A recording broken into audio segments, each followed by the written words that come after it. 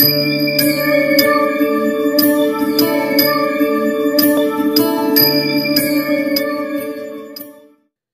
দর্শক বন্ধু, speech of astrology চ্যানেলের পক্ষ থেকে আমি শ্রী সুমন চন্দ্র আপনাদের সকলকে জানাই হ্যাপি নিউ ইয়ার 2024। এখন আপনারা দেখছেন আপনাদের প্রিয় চ্যানেল স্পিচ অফ অ্যাস্ট্রোলজি। কন্যা লগ্ন, কন্যা রাশি, ভার্গো সাইনের জাতক জাতিকাদের 2024 জানুয়ারি মাসের গ্রহেরা কীরকম ফলাফল দিতে চলেছেন, এই ভিডিওটিতে সেই বিষয়ে বিস্তারিত তথ্য আলোচনা করব। যদি কন্যা রাশির জায়গায় আপনাদের লং অথবা চং শব্দটি লেখা থাকে, তাহলে আপনারা কন্যা রাশি বা কন্যা লগ্নের মানুষ হয়ে থাকেন এবং এই ভিডিওটি শুধুমাত্র আপনার জন্য। যদি কন্যা লগ্ন রাশি 2024 নতুন বছর কেমন যাবে সেই বিষয়ে বিস্তারিত তথ্য জানতে চান, তাহলে এই ভিডিওটির ডেসক্রিপশনের লিঙ্ক থেকে দেখে নিতে পারেন। আপনাদের অধিপতি গ্রহটি বুধ হওয়ায় আপনারা অবশ্যই বুধ গ্রহের জাতক বা জাতিকা হয়ে থাকেন। তো প্রথমেই আলোচনা করব সূর্যকে নিয়ে। এই জানুয়ারি মাসে সূর্য কন্যা লগ্ন রাশির সাপেক্ষে দ্বাদশপতি মারগ্রহ হয়ে চতুর্থ স্থান ধনুতে থাকছেন। তারপর 15 জানুয়ারি আপনার পঞ্চমে মকরে প্রবেশ করবেন, যার ফলে মাসের মাঝামাঝি পর্যন্ত সূর্য আপনার জমি জায়গা, ভূসম্পত্তি ইত্যাদি বিষয়ক ব্যাপার নিয়ে ব্যয়ের যোগ কিন্তু তৈরি করবে। যদি আপনার নিজস্ব প্রপার্টির কোনো ডকুমেন্টেশনের কাজ আগে থেকে পেন্ডিং আছে, তাহলে এ সময় তা সম্পন্ন করতে পারেন। যারা জন্মস্থান থেকে দূরে যেতে চাইছিল তারা এ সময় তা পারবে। এ সময় ভ্রমণপতি হয়ে সূর্যের চতুর্থে আসায় ভ্রমণযোগে শুভফল কিন্তু আসতেও দেখা যাচ্ছে। এ সময় সূর্য আপনার মাথার স্বাস্থ্যে কিছু ব্যাপারে কিন্তু হানি করবে। যদি আপনার মাথা আগে থেকে অসুস্থ থাকে কিংবা হার্ট, ব্রেন বা লিভারজনিত সমস্যায় ভুগে থাকেন, তাহলে এ সময় তার হসপিটালাইজেশন হওয়ার ইঙ্গিত কিন্তু থাকছে বলেই জানবেন। 19 জানুয়ারির পর সূর্য পঞ্চমে এলে সিদ্ধান্ত নেওয়ার ব্যাপারে ওয়াকিবল হবেন।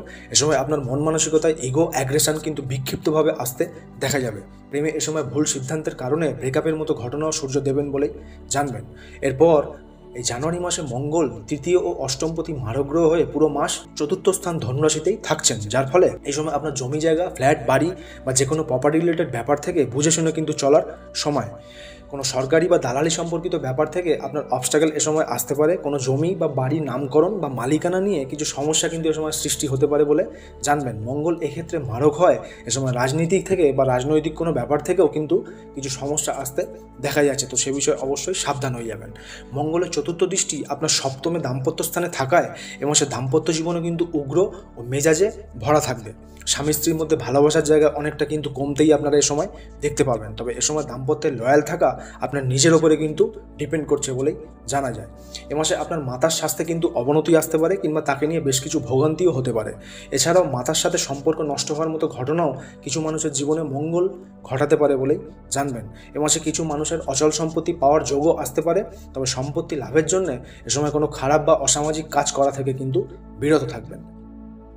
এরপর এই জানুয়ারি মাসে বুধ লগ্নরাশি দেহপতি ও দশম ভাব কর্মপতি শ্রেষ্ঠ রাজ্যকারক গ্রহ হয়ে তৃতীয় স্থান বৃশ্চিক রাশিতেই থাকছেন। তারপর 8 জানুয়ারি চতুর্থ স্থান ধনুরাশিতেই গমন করবেন, যার ফলে এ মাসে আপনার কর্মের জায়গায়, চাকুরি ও ব্যবসা এই দুই দিকেই স্ট্রাগল কিন্তু আসতে দেখা যাবে। আপনার কাজে যে ভুল আগে আপনি করেছিলেন সেই ভুল এখন শুধরে নেওয়ার মোক্ষম সময় বুধ দিচ্ছেন বলেই জানবেন। কিছু যাত্রা কিংবা ভ্রমণ এ সময় হতে দেখা যাচ্ছে। তবে মাসের 8 তারিখের পর বুধ চতুর্থ স্থান ধনুরাশিতে গেলে কর্মের ব্যাপারে কিছু শুভফলের ইঙ্গিত থাকলে তা আপনার বুদ্ধির কারণেই ঘটবে বলে জানবেন। সে সময় বুধ সূর্য ও মঙ্গলের সাথে যুক্ত থাকায় সিদ্ধান্তে কিন্তু হঠকারিতা আসতে দেখা যাবে, যার ফলে কর্মে কিছু ব্যর্থতাও কিন্তু থাকছে। তবে আপনার বুদ্ধি ও দক্ষতা সঠিকভাবে যদি রোল প্লে করে এ সময় চাকরি ও ব্যবসা এই দুই জায়গা থেকেই কিন্তু সমস্যা কম হতেই আপনারা লক্ষ্য করবেন। যারা নার্ভের রোগী আছেন তাদের এ মাসে নার্ভজনিত সমস্যা বা স্নায়ুজনিত কিন্তু বিকার আসতেও দেখা যাচ্ছে, বা সেগুলো নিয়ে কিন্তু বাড়াবাড়ি একটা কোনো পর্যায়ে আসতেও দেখা যাবে। এরপর এই জানুয়ারি মাসে গুরু বৃহস্পতি চতুর্থ ও সপ্তমপতি সমকারক গ্রহ হয়ে আপনার অষ্টম স্থান মেষ রাশিতেই থাকছেন, যার ফলে বৃহস্পতি মাতৃকারক গ্রহ হয়ে অষ্টমে থাকায় এ মাসে আপনার মাতার সাথে সুসম্পর্ক রাখবেন। যাদের আগে থেকেই নিজের মাতার সাথে সম্পর্ক খারাপ ছিল এ মাসে সেই জায়গা আরও কিন্তু খারাপ হতে চলেছে। এক্ষেত্রে সম্পর্কের নাশ হওয়াকে বৃহস্পতি ইঙ্গিত দিচ্ছে বলেই জানবেন। এছাড়াও এ মাসে মাতার শারীরিক অসুস্থতার বেশ কিছু লক্ষণ প্রকাশ পেতেই কিন্তু দেখা যাবে। সে বিষয়ে অবশ্যই ওয়াকিবল হবেন এবং সঠিক চিকিৎসা এ সময় তাকে দেওয়ার চেষ্টা করবেন। এ মাসে জমি, বাড়ি বা গাড়ি ইত্যাদির কোনো পেপার রিলেটেড কাজ যদি পেন্ডিং থেকে থাকে তাহলে তা এ সময় অবশ্যই সম্পন্ন করার চেষ্টা করবেন, নয়তো কিছু সমস্যা আরও বাড়তেই দেখা যেতে পারে। এই সময় দাম্পত্য জীবনে যথেষ্ট ওয়াকিবল থাকতে হবে। পরকীয়া বা তৃতীয় ব্যক্তির অনুপ্রবেশ ঘটতে দেখা যাচ্ছে, যা আপনার জীবনকে খানিক বদলে দিতে পারে বলেও জানা যায়। তবে এ সময় স্বামী বা স্ত্রীর প্রতি অত্যাধিক সন্দেহ প্রবণতা আনলে তা দাম্পত্য জটিলতা কিন্তু বাড়াবে বলেই জানবেন। সম্পর্ক মধুর রাখতে এ সময় লয়াল থাকতে হবে। এছাড়াও দিনের ও রাতের খাওয়া দম্পতি একসাথে খেলে তা শুভ ফলের বৃদ্ধি করবে বলেই জানবেন।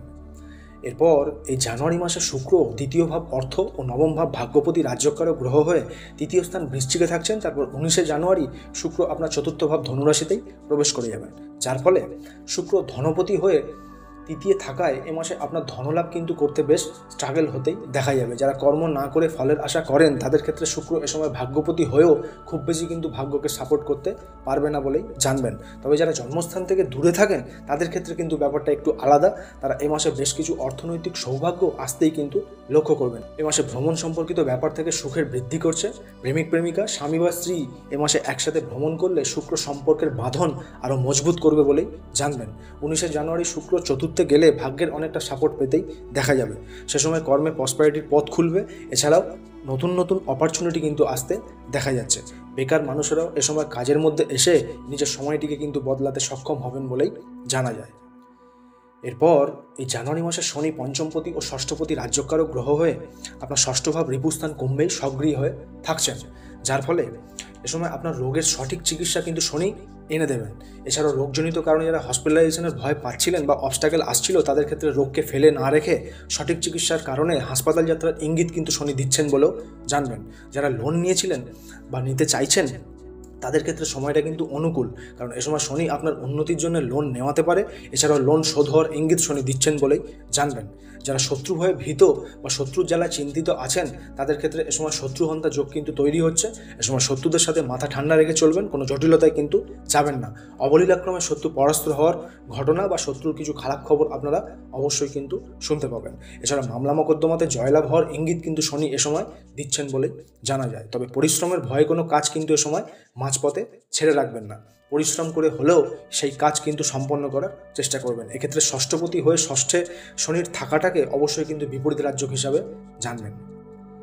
এরপর নির্দল গ্রহ রাহু আপনার সপ্তম স্থান মেনেই থাকছেন ও কেতু যথাক্রমে আপনার লগ্ন রাশি দেহস্থান কন্যা রাশিতেই থাকবেন, যার ফলে রাহু এ সময় আপনার ব্যবসায় কিছু হঠকারী সিদ্ধান্ত নিতে পারে। তাই সে বিষয়ে অবশ্যই সাবধান হবেন। ধীর স্থিরভাবে এ সময় চলতে হবে। কাস্টমারদের সাথে ক্ল্যারিটি রেখে ব্যবসার বৃদ্ধির চিন্তা আপনাকে কিন্তু এ সময় করতে হবে।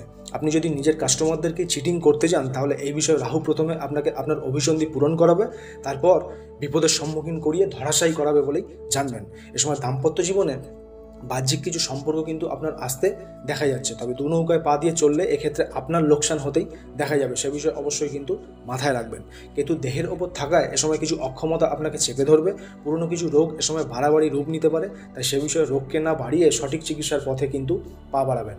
এ সময় থেকে আপনার বাতজনিত সমস্যা কিংবা অঙ্গ বিকৃতজনিত সমস্যা কিন্তু আসতে দেখা যাচ্ছে। কন্যা লগ্ন রাশির দর্শক বন্ধু, এই জানুয়ারিতে আপনি রাহু ও কেতুর শান্তির জন্য যে কোনো পাখি বা মাছেদের কিছু খাবারের টুকরো কিংবা শস্যদানা খাওয়াবেন।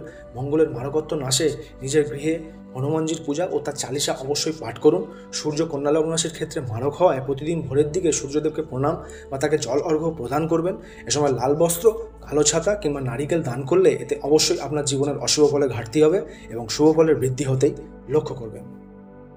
দর্শক বন্ধু, আজকের ভিডিওটি আপনাদের ভালো লাগলে চ্যানেলটিকে অবশ্যই সাবস্ক্রাইব করতে ভুলবেন না এবং প্রতিদিন এই ধরনের জ্ঞানবর্ধক ভিডিও দেখার জন্য চ্যানেলটির বেল আইকনে প্রেস করে পাশে থাকবেন।